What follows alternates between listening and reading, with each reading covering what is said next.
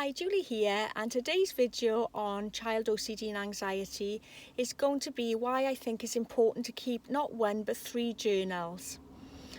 Okay, as you might have gathered from the fact that I'm doing all these videos, I've got some experience in dealing with a child with OCD and anxiety, and I feel a responsibility and a passion to share my message with others in order to help others that might be in the same situation.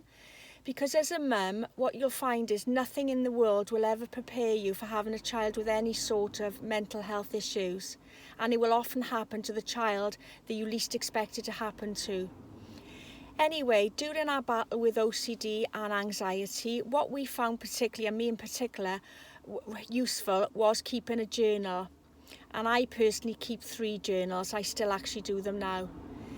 Journal number 1 is one where I record and have recorded ever since my daughter had the first sort of bad episode of OCD. On a daily basis, what's happened, I record any good, any bad, anything I've learned from that day. And I find it quite useful to write down from A, because it actually helps you to deal with what you've gone through that day.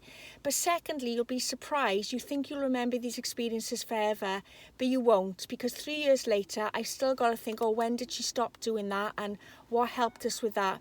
So the fact that you've got it actually journaled will be helpful then to look through at some later stage.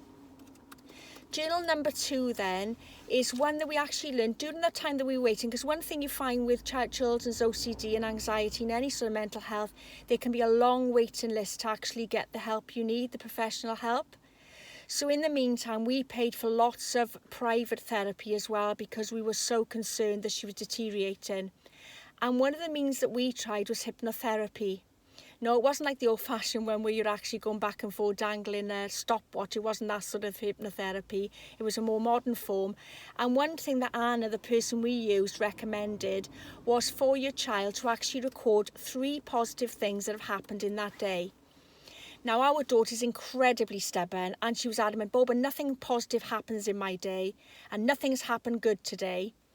But you'll always find there's something positive that you can actually log. And what Anna used to suggest was, if nothing comes to mind of what's happened positive, then just write something down like the sun shone, or my dog played with his toy, or even make something up, because here's what you do, even if you make up something positive, it actually tricks the brain into thinking more positively and will then temporarily block out the anxiety thoughts. And it will help then to make them feel more upbeat and happy. And finally, journal number 3. Believe it or not, this type of journey, when you've got a child with mental health, will take it out of you as well. And you are important in the recovery process as well.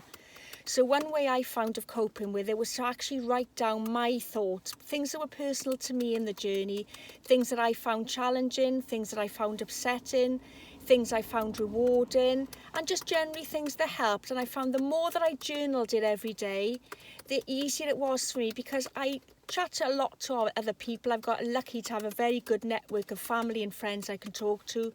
But as is so often the case, you don't want to keep burdening people and keep talking about the same thing all the time. So what I find with keeping my own journal, and I say I still keep the 3 journals every day now, is that it gives you the opportunity to write down your innermost thoughts, your private thoughts, and it can actually prove very therapeutic and very helpful. Okay, so that concludes today's video on how to help a child with OCD and anxiety by keeping 3 journals. Hope it's helped, and if it has, please pop the thumbs up so I know that I'm doing something right. And also, please hit the bell if you want to actually see any of my future videos, and you don't want to miss any future videos that I post on this subject and all my other subjects I post about. Okay, so that's it for now. And again, thanks for watching my videos. Speak to you soon.